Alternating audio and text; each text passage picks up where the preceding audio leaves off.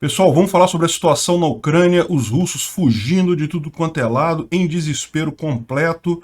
Não apenas Kupiansk, mas também Izium e Liman parece que já estão nas mãos dos ucranianos. Vamos entender isso. É uma revolução completa, mudou totalmente essa guerra nesses poucos dias de setembro, né?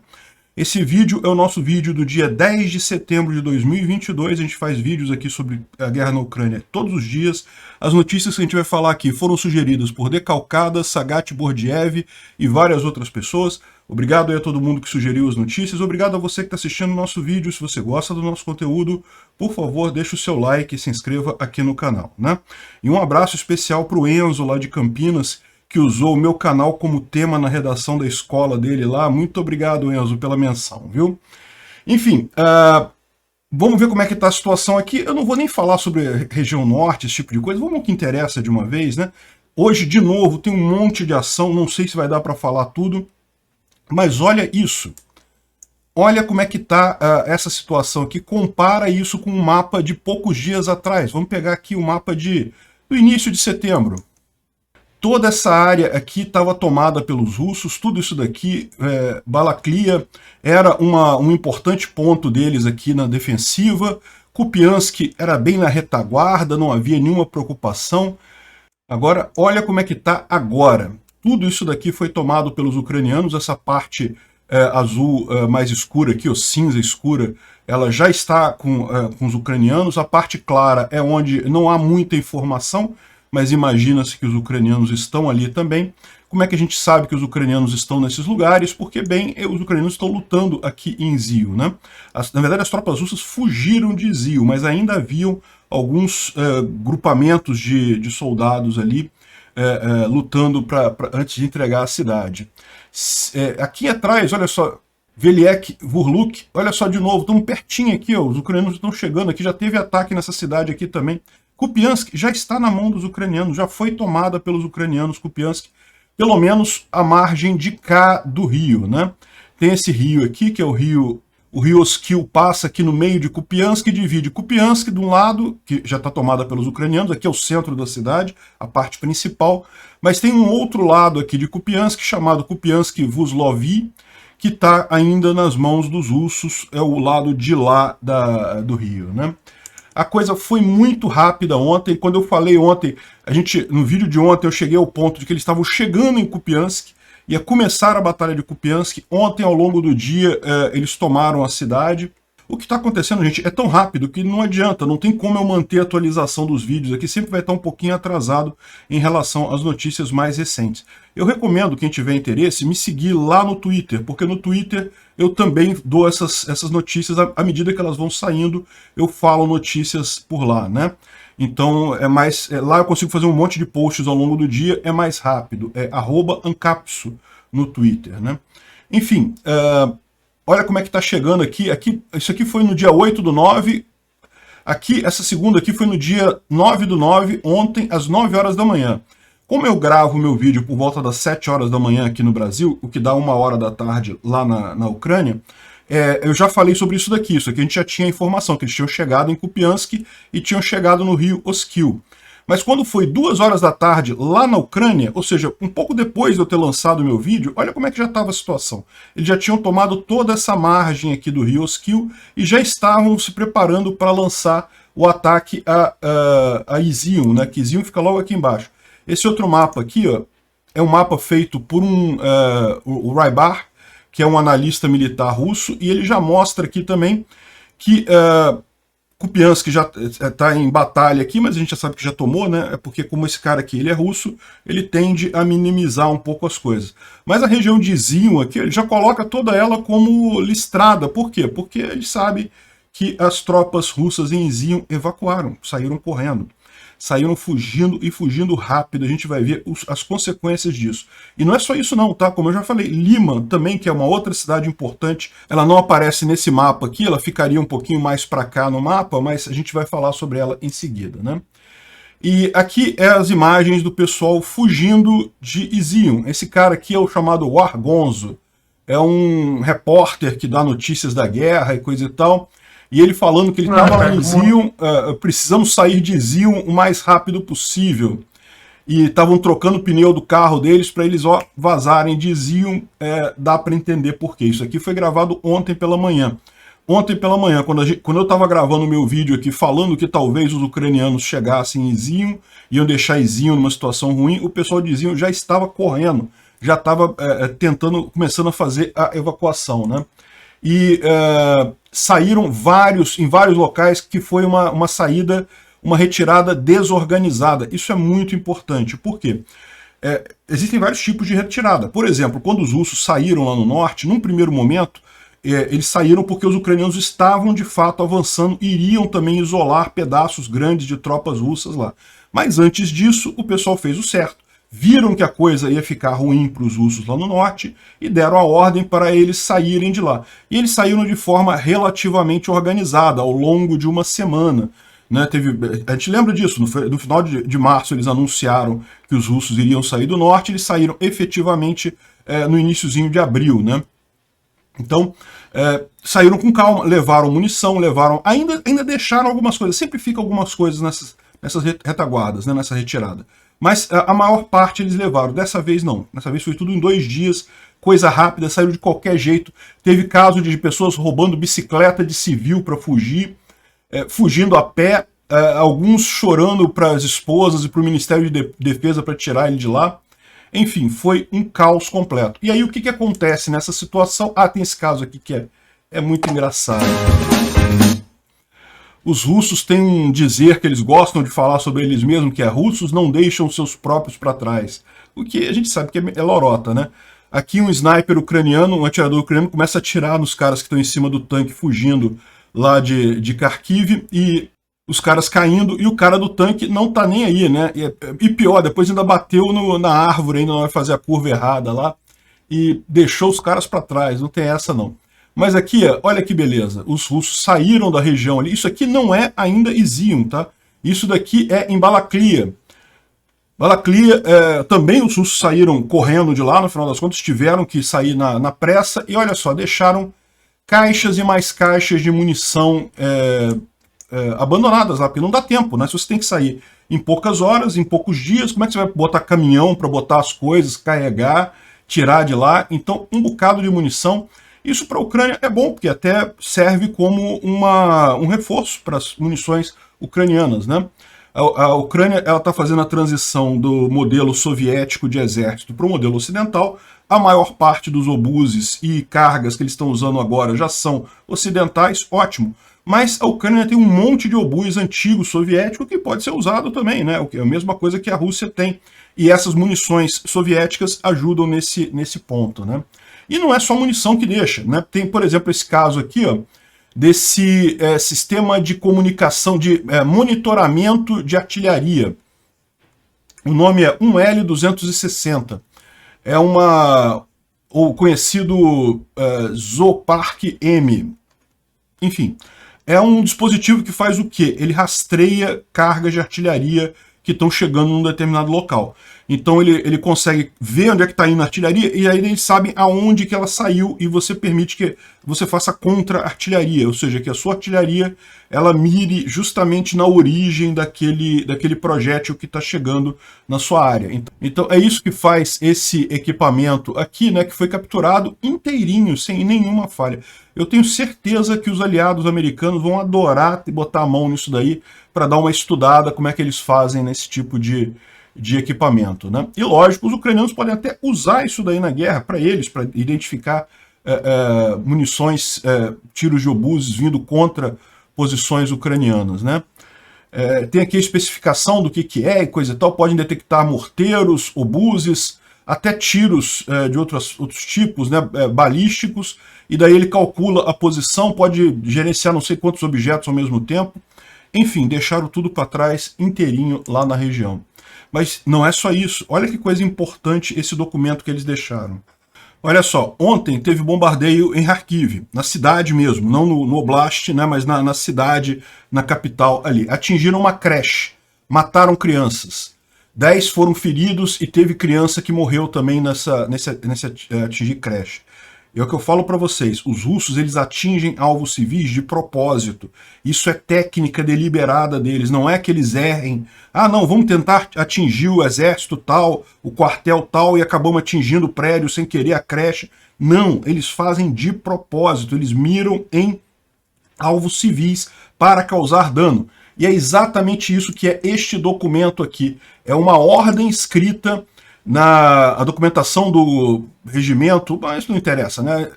Uma ordem para causar dano em infraestrutura civil, ou seja, está escrito aqui com o nome de assinatura de comandante russo ordenando atirar em prédios civis. Ou seja, aquilo que a gente já sabe que é assim, né? Mas agora você tem uma evidência para botar esses caras num tribunal penal internacional para eles responderem por esses crimes, né? Eles fazem de propósito esse tipo de coisa. Bom, a ponte de Kupiansk está seriamente danificada, eu diria que está totalmente intransitável. Veja como é que está aqui a situação da ponte. A única dúvida que eu tenho é, qual é esta ponte? Porque, olha só, deixa eu mostrar para vocês aqui. Aqui é a cidade de Kupiansk, certo? Tem uma ponte aqui, ok. E tem outra ponte aqui, ó. Tem uma outra ponte aqui, tem uma ponte ferroviária aqui. Eu não sei se tem outras pontes aqui, não. Parece que tem duas. Então, ou seja, a gente sabe que essas pontes podem ter sido destruídas tanto pelos russos quanto pelos ucranianos. Por quê? Os russos porque estão fugindo e não querem que os ucranianos cheguem do outro lado. Pode ter sido isso. Pode ter sido os ucranianos porque, como a gente vai ver mais adiante, os russos estão mandando reforço para essa área de Kupiansk. Então pode ser que os ucranianos preferiram destruir a ponte, porque beleza, né? Eles esperam manter esse fronte aqui durante algum tempo, não pretendem tomar o lado de cada cidade, pelo menos por hora não pretendem fazer isso. Mas seja ucraniano, seja russo, tem que ver exatamente qual dessas pontes que foi destruída, porque tem mais de uma. Vamos pegar aqui algumas informações de Telegram russos, né, que dão uma ideia da situação do que está acontecendo, do pavor que está acontecendo entre eles, e de um tema que a gente vai falar mais adiante em mais detalhes sobre de quem é a culpa disso, né? Então eles estão falando aqui sobre o inimigo foi capaz de levar nossas unidades até o rio Oskil, né? Ou seja, a cidade está sob o controle deles. Estão falando aqui só que já tomaram Kupiansk. As Forças Armadas da Federação Russa mantêm uma pequena parte da cidade que não tem nenhuma estratégia importante, nenhuma importância estratégica e está sob fogo constante. Ou seja, o que eles estão falando realmente é verdade, essa parte de cá não tem nenhuma importância estratégica, as grandes redes passam pelo lado de cá, e no final das contas os russos já não conseguem usar essa ferrovia aqui, porque pode ser bombardeado do lado de cá, né? O inimigo em sua ofensiva combinada, o inimigo, ou seja, ele está falando aqui dos ucranianos, na sua ofensiva inteira, combinou tudo que é requerido para uma guerra moderna. Não foi apenas uma operação ofensiva ousada. Eles usaram estratégia de reconhecimento, usaram vantagens de artilharia, contra-bateria, fogo de contra-bateria e, mais importante, motivação do pessoal. Você pode falar sobre Lend-Lease para o inimigo, ou seja, Lend-Lease para os ucranianos. Vocês sabem, lá na Rússia é muito comum o pessoal falar que não estamos lutando contra os ucranianos, estamos lutando contra a OTAN. E eu já falei para vocês que isso é uma besteira. Não, eles estão lutando contra os ucranianos. E o que o cara coloca aqui é exatamente isso. Os ucranianos estão tendo ajuda do Ocidente? Estão tendo ajuda. Você pode falar sobre Lend-Lease para os ucranianos o quanto você queira, reclamar sobre isso. Mas o Oeste, o Ocidente, apenas levemente manteve as forças com essas entregas. Você pode falar sobre mercenários voluntários de diferentes países que lutam pelo inimigo, pela Ucrânia, né? Mas o fato é que é apenas um punhado deles. Ou seja, tem só realmente, se você pensar, tem bastante estrangeiro na legião estrangeira da Ucrânia? Tem. Mas se você contar com o número total de soldados ucranianos, é nada, na verdade, né? Em fato, tem apenas um pouco deles no total. Você precisa ser objetivo, avaliar de forma objetiva nossas ações e nossas inações, o que nós não fizemos nos últimos 30 anos. E daí ele continua reclamando aqui que o pessoal que faz a reportagem, não que a gente destruiu, não sei o que lá, destruímos centésimo Su-25 da Força Aérea Ucraniana, destruímos totalmente a Força Aérea Ucraniana, sendo que a Força Aérea Ucraniana tem 45 Su. Como é que eles podem ter destruído 100? A gente fala isso, a propaganda russa, ela fica falando que não, que destruiu, que não sei o que lá, matou mais não sei quantos. O pessoal acredita nisso, eu não sei como que o pessoal acredita nisso. É totalmente irreal essas coisas. Aí quando acontece o problema na prática, o pessoal tá sem pé na realidade, tá sem base real para fazer a resistência ali, né? Então o que ele está colocando aqui é que, olha só, tem que reconhecer que é a Ucrânia mesmo que fez, que planejou esse troço e está conseguindo chutar a Rússia, principalmente por erros da Rússia. E daí que vem o problema da culpa, de um jogando a culpa para o outro aqui, que a gente vai ver mais adiante, né? O Igor Strelkov, ou Igor Girkin, falou sobre a retirada de Izium e o abandono de uma quantidade significativa de equipamento. Aí ele está falando aqui que as tropas que saíram de Izium provavelmente não vão poder lutar tão cedo. Por quê? Porque boa parte do equipamento ficou em Izium, né? É aquela história que a gente estava falando sobre a retirada ordenada versus retirada desordenada. Eles saíram desordenadamente, tinha gente roubando bicicleta para fugir de Izium. Então, no final das contas, deixaram um monte de coisa para trás. E esses soldados agora vão precisar de equipamentos, mesmo que, né, depois dessa vergonhosa retirada eles queiram voltar para a guerra, vão precisar de ser reequipados, reorganizados e coisa e tal. Então ele fala aqui sobre a retirada de Izium, né, sobre a evacuação de Izium.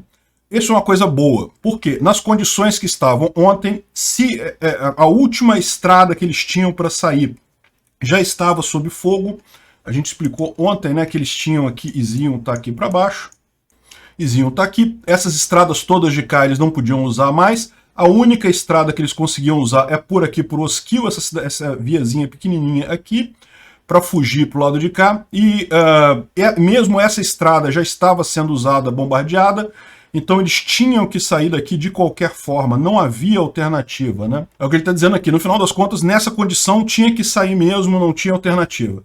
Uma saída desse jeito, às pressas, vai inevitavelmente deixar muitas perdas, muita gente vai acabar morrendo nessa saída, e equipamento, muito equipamento vai ficar para trás. O equipamento acumulado no local vai ser abandonado.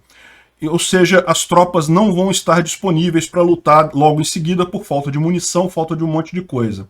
Apesar disso, a retirada foi a decisão correta estrategicamente, porque senão a alternativa seria o pessoal ficar preso ali e acabar sendo todo mundo derrotado, inevitavelmente seriam derrotados, né? E não foi apenas isso, como eu falei, não apenas Izium foi abandonada pelos russos, mas também Lima.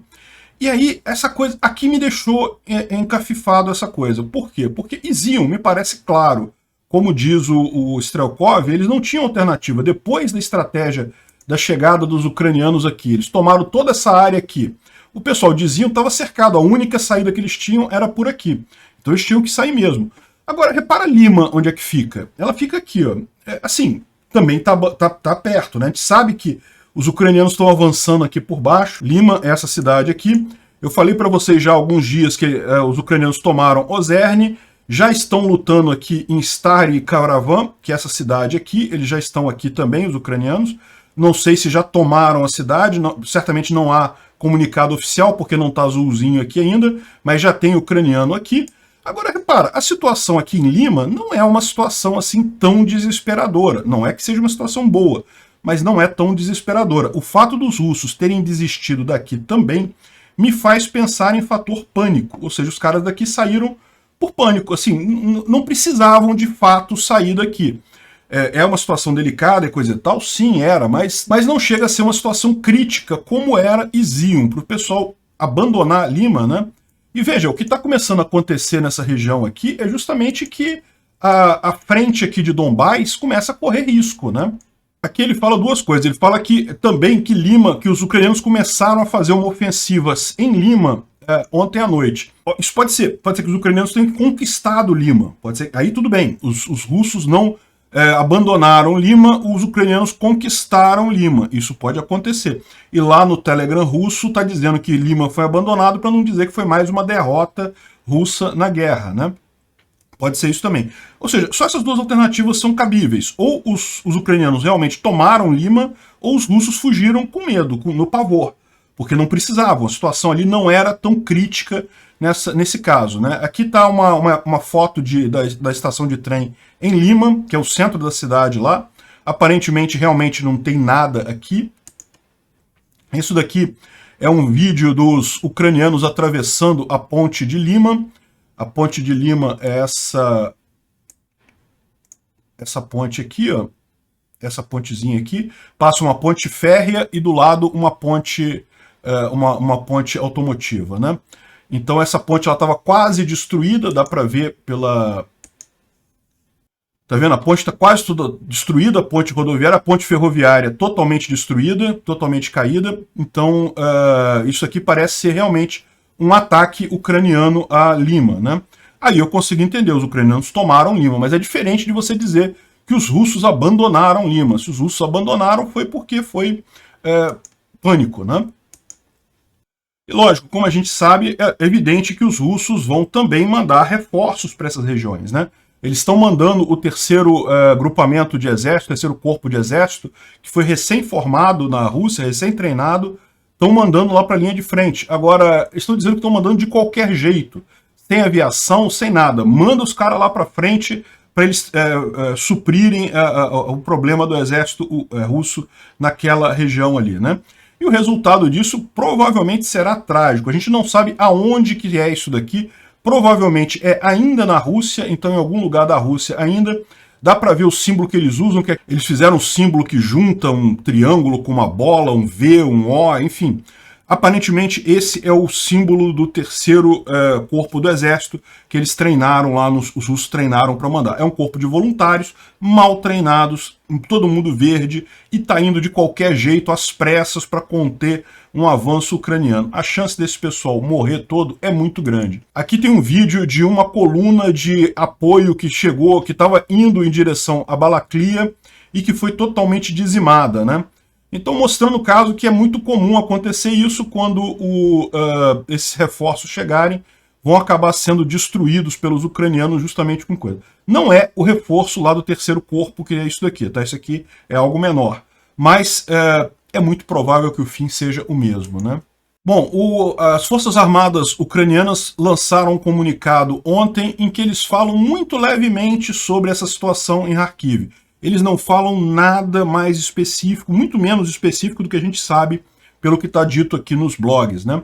O que eles falam é que eles liberaram vários locais lá, várias cidades na região, e que um detalhe que eles acharam interessante é que vários russos foram capturados, mais de 15 em roupas civis, tentando fugir, tentando deserdar da frente russa, né? Ou seja, a situação é mesmo de pânico ali entre os russos. Eles sabem que as melhores tropas foram todas mandadas para Kherson, né? É o que a gente falou, a grande estratégia ucraniana.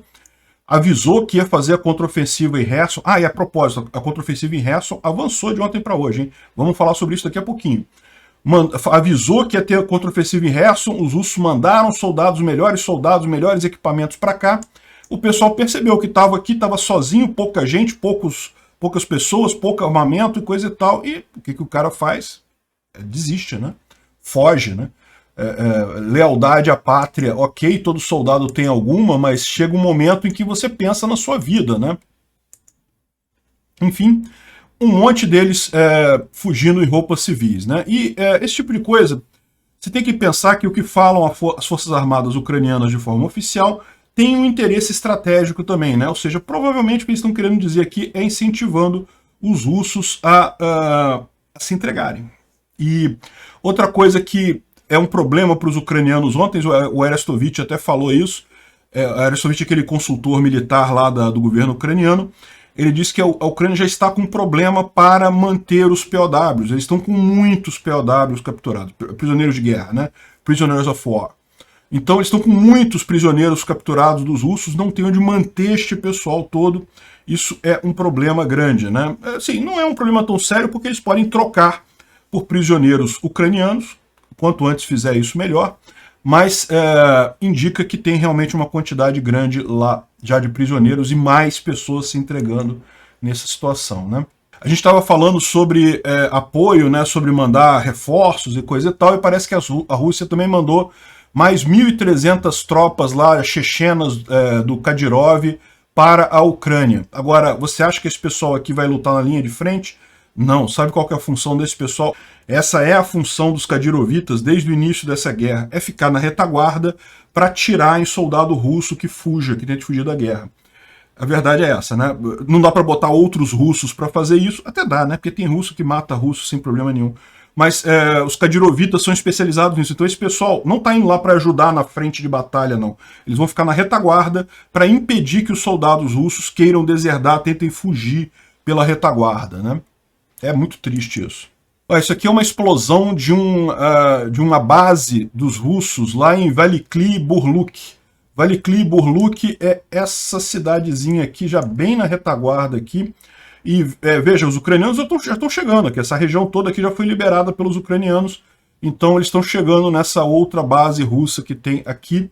E provavelmente vão pegar o pessoal de surpresa também, porque, para pensar, essa cidade aqui estava lá na retaguarda da retaguarda da retaguarda, né? Então, se pegaram Kupiansk de surpresa, Izium de surpresa, aqui também vai ser uma festa, né? E como eu falei para vocês, o fato dos russos terem fugido de Izium e terem fugido de Lima, isso começa a botar em risco o próprio Donbás, toda a área que foi tomada pelos russos lá em Luhansk e Donetsk. É o que está dizendo aqui o repórter, como é que é o nome do repórter? Rudenko, que é um repórter de guerra russo, né? E nesse ritmo de ataque, em uma semana, essa avalanche que veio não sabe-se de onde, provavelmente com mágica feita pelas Forças Armadas ucranianas, uma vez que eu não vejo de onde é que isso veio, não vejo a mesma coisa do nosso lado, vão chegar para Donetsk e Luhansk, ou mesmo os dois, né? Parece que está tudo indo de acordo com o plano, né? Isso aqui é uma espetada no Putin, porque o Putin e o alto comando russo vive falando que está tudo de acordo com o plano. Não, tudo segue de acordo com o plano, a gente não consegue avançar, mas está tudo de acordo com o plano. Bom, vamos falar um pouco sobre Kherson, porque também teve avanço lá. O ZSU está a 15 quilômetros da cidade de Kherson, ou seja, muito provavelmente eles tomaram novamente Kiselivka. Kiselivka ela já chegou a ser tomada pelos ucranianos há algum tempo atrás, depois foi retomada pelos russos, e aparentemente, a gente falou sobre isso ontem, né? Os caras falaram que os russos fugiram de Kiselivka em direção ao rio de Dnipro, então os ucranianos já devem estar aqui, o que significa que já estão a poucos quilômetros realmente de Kherson. Outra cidade que foi liberada, essa daqui parece que também é outra cidade que foi trocando de mãos, às vezes está com os ucranianos, às vezes está com os russos, é a cidade de Oleksandriva. Isso daqui foi o resultado de um bombardeio em Nova Kakhovka, em que os ucranianos atingiram um grande comboio que estava tentando atravessar o rio de Dnipro. O gato especial de Kherson é bom porque ele mostra os locais, né? Então, vocês sabem, aqui não dá para passar mais nada pela represa, os russos têm usado barcaças para tentar atravessar o Dnipro, e daí é nessa região aqui que foi atingida o comboio russo que estava indo atravessar via barcaça para o outro lado, né? O desespero dos russos é a estratégia ucraniana funcionando, a margem direita do Dnipro está totalmente isolada, os russos não conseguem sair de lá e não conseguem mandar equipamentos também, né? Aqui também teve uma outra cidade em Polony, em Zaporizhia, também foi atingida uma base russa em Zaporizhia. Zaporizhia é essa região aqui. Aqui está mostrando Melitopol. Não, Polony é aqui, ó. Polony é aqui. Parece que teve também alguma coisa explodindo em Melitopol, mas essa base é aqui, né? É aquilo que eu falo para vocês, os russos estão dizendo que está também um agrupamento grande de tropas ucranianas aqui. Não seria estranho imaginar uma nova contraofensiva por aqui, né? Certamente o pessoal está esperando para ver o resultado aqui da contraofensiva em Kharkiv. E sobre essa ofensiva em Kharkiv, alguns estão lembrando que ela é muito similar à Operação Frederico II, feita durante a Segunda Guerra, em que os alemães conseguiram derrotar o exército soviético exatamente naquela situação, exatamente naquela região, fazendo basicamente o mesmo movimento ali em direção ao rio Oskil, né? Então, estão lembrando aqui que é mais uma furada dos soviéticos. Veja, é importante lembrar isso aqui, né? Os soviéticos, na época, eram ucranianos e russos. Os dois estavam do mesmo lado naquela época. O exército soviético não é a mesma coisa que o exército russo. O exército soviético era o exército russo mais o exército ucraniano. Então, mas os russos sabiam dessa operação, né? Eles estudaram isso, imagina-se, nos livros de estratégia militar, né? E aparentemente caíram de novo no mesmo ponto, no mesmo problema, né? Bom, o Instituto para Estudo da Guerra, ele fala um monte de coisa aqui, que basicamente a gente já detalhou aqui ao longo da coisa, mas ele foca num ponto que eu acho muito interessante, que é justamente a questão de criar fissuras no espaço de informação russo, ou seja, o que ele está dizendo é muita crítica para tudo quanto é lado, e esse é o ponto que vale a pena a gente falar. Mas antes da gente entrar nesse ponto, só algumas observações importantes. O chefe da IAEA fez o relatório dele, a gente falou sobre a usina de Zaporizhia, então realmente recomendando o isolamento lá da usina, tirar ela da batalha, fazer uma área neutra ali. A Europa suspendeu o visa facilitado para os russos, né? Queriam banir totalmente visto para os russos entrarem na Europa, não chegou a isso, mas tirou eles pelo menos do regime facilitado, já está mais difícil para os russos tirarem passaporte ucraniano, né? E, bom, o pessoal está falando aqui, detalhando todo o problema que aconteceu, todas as falhas que os russos tiveram, e o Patrick Fox ele conclui aqui que, historicamente, os autocratas russos não se dão bem quando na sequência de desastres militares grandes, né? E esse é todo o questionamento. Tá todo mundo perguntando, cadê o Putin? O exército dele está colapsando e o cara sumiu, ninguém sabe onde é que ele está, o que ele está fazendo. A gente viu que está tendo briga entre o alto comando russo. Tem uma mensagem aqui nesse Telegram. O general SVR, esse Telegram, tem que tomar um certo cuidado, porque ele diz que tem acesso a assessores do Putin, a informações de dentro do Kremlin. Mas ele já falou um monte de coisa, que o Putin estava doente, que o Putin foi internado, fez cirurgia. Se o Putin fez cirurgia, fez muito rápido, ninguém ficou sabendo, não teve nada. Então, não dá para ter uma confiança 100% no que ele fala aqui, né? Mas o fato é que o que ele está dizendo é que já está rolando a busca por culpados dentro do Kremlin. Já está havendo uma grande caça às bruxas lá dentro por conta dessa falha enorme, né? E daí tá entrando nisso o Patrushev do FSB, desculpa, o Patrushev, o Bortnikov, que é do FSB, e mais um monte de gente, um apontando o dedo para o outro, tá todo mundo querendo jogar a culpa para o outro lado, ou seja, a visão do pessoal é que meio que colapsou mesmo a coisa, né? A gente chegou a falar alguns dias atrás que São Petersburgo, os vereadores de São Petersburgo mandaram uma carta formal para o Kremlin solicitando a renúncia do Putin. Olha só, vocês sabem, lá na Rússia, você falar que é uma guerra já dá cadeia. Você não pode falar que isso é uma guerra, é uma operação especial. Não pode falar que é guerra. Imagina você oficialmente, um grupo de vereadores, oficialmente escrever uma carta e mandar lá para o Kremlin, olha, a gente está solicitando a renúncia do Putin por traição à pátria. É isso, estão acusando o Putin de traição. Estão reconhecendo que o erro nessa história toda foi do Putin, do idiota que resolveu cometer o crime e o erro que foi a invasão da Ucrânia, né? E agora também parece que Lemonovsk é um distrito municipal de Moscou. Então são vereadores também ali da região de Moscou que também subscreveram essa carta, pedindo a renúncia do Putin, né? Ou seja, a situação não está boa, não. É verdade, a polícia já está buscando esses legisladores que acusaram Putin de traição, imagina-se que isso ia acontecer, mas mostra que a temperatura está aquecendo lá, ou seja, já não está fácil. No momento que você começa a ter rebelião até no próprio Estado contra a cabeça, a situação não está fácil, não. Uma última informação interessante, esse vídeo já ficou enorme de qualquer jeito, então, mas enfim, vai isso também. 70% dos alemães continuaram apoiando a Ucrânia nessa guerra, mesmo com toda a dificuldade de eletricidade, coisa e tal.